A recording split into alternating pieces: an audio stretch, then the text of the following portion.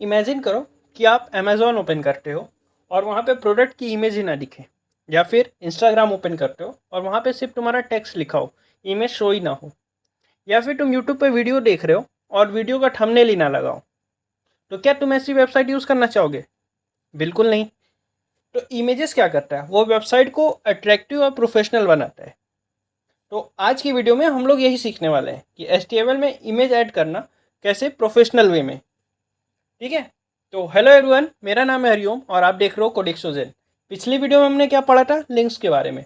और आज हम सीखेंगे अपने वेबसाइट में इमेज कैसे लगाएं, इमेज टैग क्या होता है, उसको हाइट और विड्थ कैसे कंट्रोल करते हैं उसका। ठीक है। तो बिना टाइम वेस्ट किए चलो स्टार्ट करते हैं। देखो, हमने एक फोल्डर बना के रखा है वीडियो 6 नाम से, जिसमें हमारे पास दो इमेजेस है, एक कैट का और एक नेचर का। ठीक है। अब क्या करते हैं हम लोग, इसके अंदर एक फाइल बनाते हैं। फाइल का नाम लिखते हैं day6.html। ठीक है, किया हमने।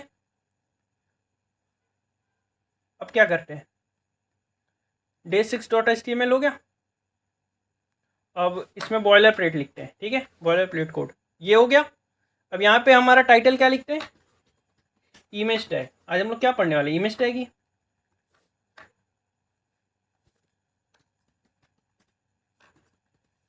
ठीक है।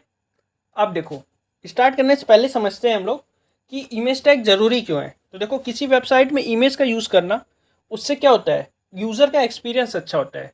तुम किसी टेक्स्ट वेबसाइट को देखोगे तो बोर हो जाओगे, लेकिन अगर उसमें इमेजेस भी हैं तो वो थोड़ा सा अट्रैक्टिव लगता है। ठीक है, उससे यूज़र बोर नहीं होता है, यूज़र का एक्सपीरियंस अच्छा होता है।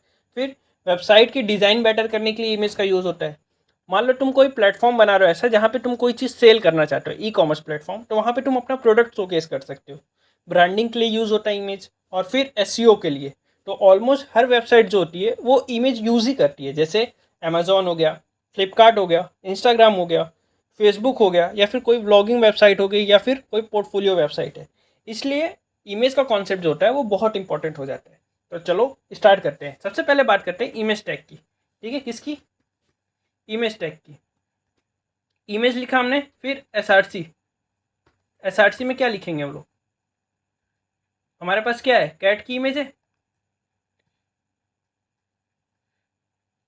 cat.jpg, यही है। अगर मैं प्रीव्यू करूं तो देखो क्या हो रहा है, कैट की इमेज आ गई। लेकिन कैट की इमेज जो है वो बहुत बड़ी है। तो अब क्या करेंगे, विड्थ देंगे। क्या किए, विड्थ दे दिए, वो दे दिए हाइट। कम हुआ, विड्थ मान लो और कम करना है, 200 दे दो। विड्थ और कम हो गई, हाइट बड़ी हुई है।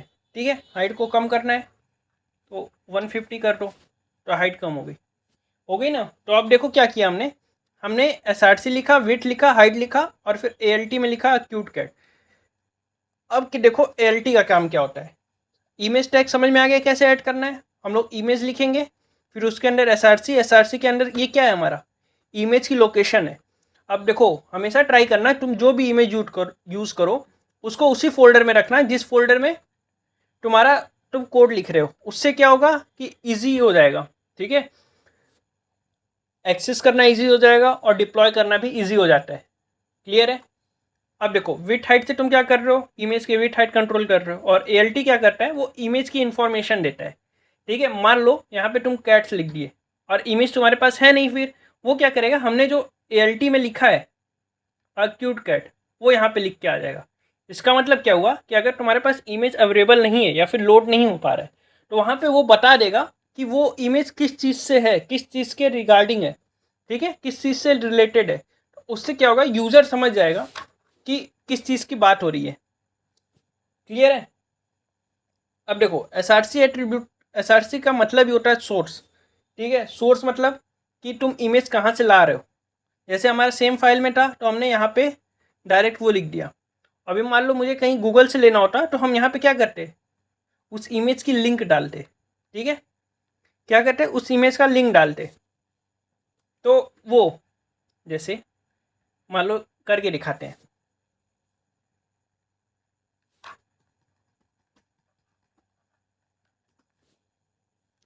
मान लो ये इमेज है, इसको कॉपी किए। ठीक है, कॉपी इमेज एड्रेस, फिर इधर गए और यहाँ पे क्या किए, पेस्ट कर दिए। तो ये देखो ये कौन सी इमेज आ गई, हमने जिसकी कॉपी की थी वो इमेज आ गया यहाँ पे। तो हमने क्या किया, उसका पूरा लिंक जो था हमने उसे कॉपी किया, इतना बड़ा लिंक है, और उसको क्या किया, पेस्ट कर दिया।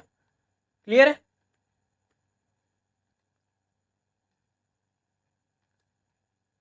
समझ आ गया? अब देखो, अब बात करते हैं एएलटी का।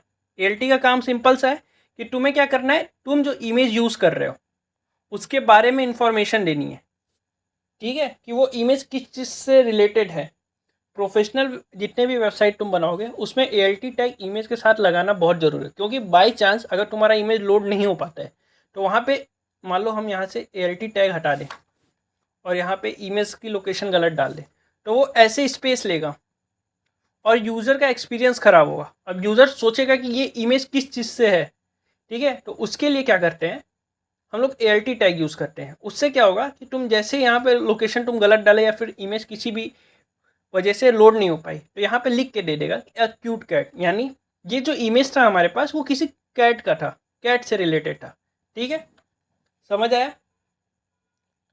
इससे क्या होगा, तुम्हारा एक्सेसिबिलिटी अच्छी हो जाएगी, यूज़र का रीड करना थोड़ा सा ईजी हो जाएगा, और फिर ये एसईओ के लिए भी ईजी हो जाता है कि तुम्हें पता रहता है कि वो इमेज किस चीज़ से रिलेटेड है, तो उससे रिलेटेड अगर कोई सर्च करता है तो तुम्हारी वेबसाइट टॉप पे आने के चांसेस ज़्यादा रहते हैं। क्लियर है?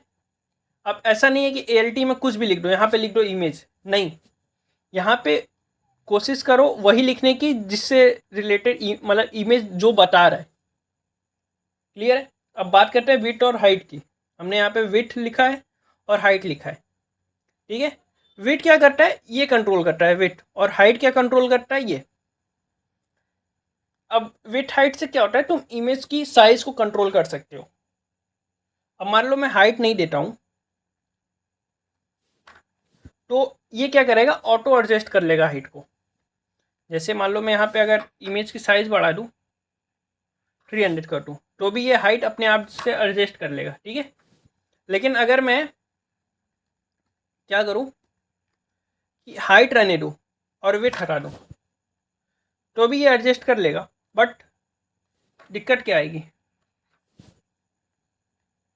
कि ये अच्छे वो यूज़ नहीं होता है। ठीक है, अच्छा यूज़ केस नहीं है।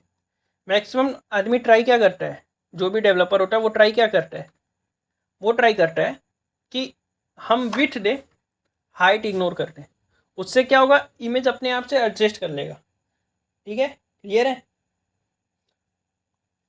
अब अगर मान लो तुम विड्थ और हाइट दोनों देते हो तो उससे क्या होगा, तुम फोर्सफुली इमेज की साइज चेंज कर रहे हो। ठीक है, तो वो अच्छा प्रैक्टिस नहीं होता है, इसलिए मैक्सिमम कोशिश क्या करो वेट देने की। अब मान लो इमेज को तुम्हें लिंक की तरह यूज़ करना है, फिर कैसे करोगे? अगर मान लो मैं चाहता हूँ ये इमेज पे क्लिक करूँ, ठीक है, या फिर से बनाते हैं। ठीक है, इसको हटा दो। अब यहाँ पे लिखते हैं लिंक कैसे करते हैं हम लोग, एंकर टैग से करते हैं ना। किससे करते हैं, एंकर टैग से। एचआरएफ पे क्या लिखे, मान लो HTTPS। ठीक है,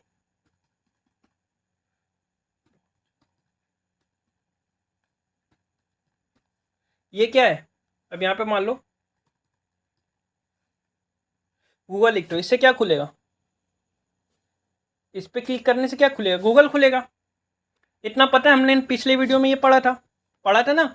अब हम क्या करेंगे, ये जो हमने टेक्स्ट लिखा है यहाँ पे हम क्या करेंगे, यहाँ पे हम लोग यूज़ करेंगे इमेज टैग का। किसका यूज़ करेंगे, इमेज का।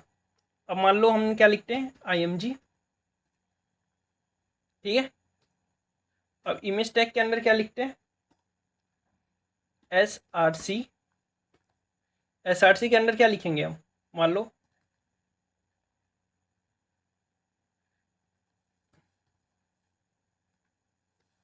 ये हमारा क्या हुआ, इमेज आ गया। ठीक है, अब मान लो किस लिए है,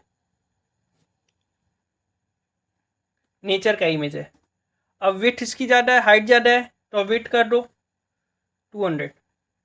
ठीक है, विड्थ छोटी हो गई, हाइट अपने आप एडजस्ट हो गया ना। अब देखो क्या होगा, ये हमारा कैसे काम करेगा, ये इमेज अब एज अ लिंक काम करेगा। और तुम जैसे ही इमेज पे क्लिक करोगे वो क्या करेगा, हमें गूगल के सर्च वेबसाइट पे लेके चला जाएगा। ठीक है, देखो क्या हो रहा है, ये एज ए लिंक हो गया, जैसे इस पर क्लिक किए कहाँ लेके चला गया, मुझे गूगल पे। तो अब तुम इससे क्या किए, इससे तुम इमेज पे लिंक लगाना सीख गए। यानी तुम किसी भी इमेज पे क्लिक करके तुम किसी और वेबसाइट पे जा रहे हो। तो इसका रियल लाइफ यूज़ केस क्या है, देखो तुम कोई भी यूट्यूब पे थंबनेल होता है उस पर क्लिक करते हो तो कहाँ आते हो तुम, यूट्यूब के वीडियो पे, या फिर तुम अमेज़ॉन फ्लिपकार्ट या कहीं से शॉपिंग कर रहे हो तो तुम जब भी प्रोडक्ट की इमेज पे क्लिक करते हो तो वो कहाँ लेके जाता है तुम्हें, प्रोडक्ट पे। ठीक है, या किसी वेबसाइट के लोगो पे क्लिक करते हो तो वो उधर लेके जाता है, या फिर बैनर पे क्लिक करते हो तो वो उसके वेबसाइट पे लेके चला जाता है। तो ये सब क्या है, रियल लाइफ यूजेस है। वो क्या करते हैं, इमेजेस पे लिंक लगाते हैं। ठीक है, अब बात करते हैं फिगर और फिगर कैप्शन की।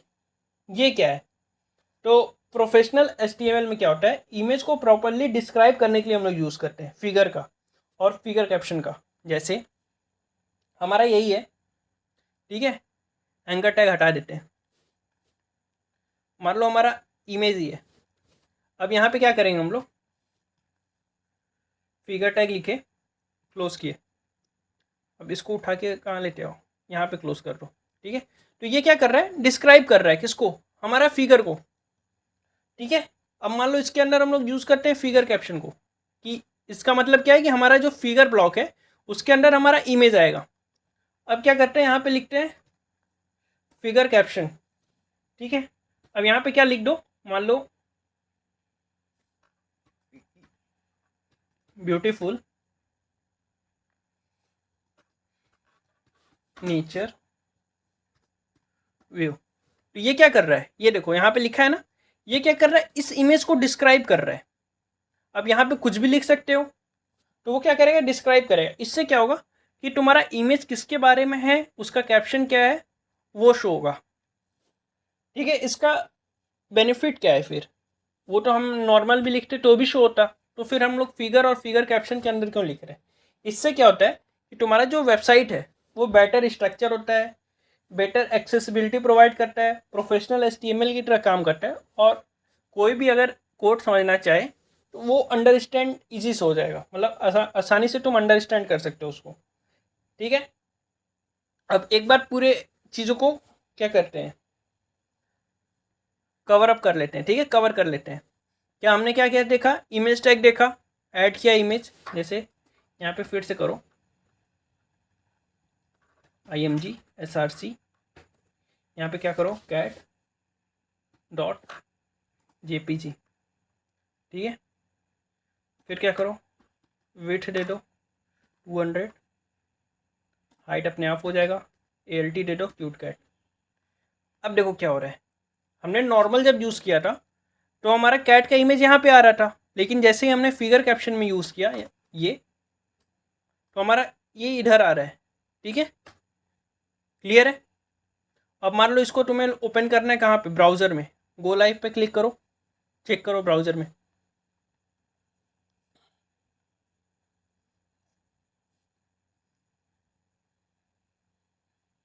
स्टार्ट हो रहा है, तब तक समझते हैं कि यूज़र मिस्टेक क्या करता है। ठीक है, ये देखो स्टार्ट हो गया, देखो हुआ ना, क्या हो रहा है, कैट का इमेज यहाँ आ रहा है, लेकिन हमने जो फिगर और फिगर कैप्शन लिखा था वो इधर आ रहा है।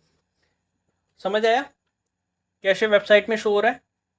अब बात करते हैं कुछ मिस्टेक्स की जो बिगनर्स कर देते हैं, तो ALT एट्रीब्यूट्स लगाना भूल जाते हैं ये, तो उससे क्या होगा, रन तो तुम्हारा तब भी होगा, इमेज तो तब भी शो होगा, लेकिन प्रोफेशनल तरीका नहीं है। क्यों, क्योंकि बाई चांस कभी इमेज नहीं दिखे तो वो इमेज किस चीज़ से रिलेटेड है वो तो पता होना चाहिए ना। ठीक है, और फिर दूसरा क्या होता है, इमेज का लोकेशन गलत डालना। जैसे यहाँ पे था, मैंने कैट्स डाल दिया तो इमेज शो ही नहीं करेगा।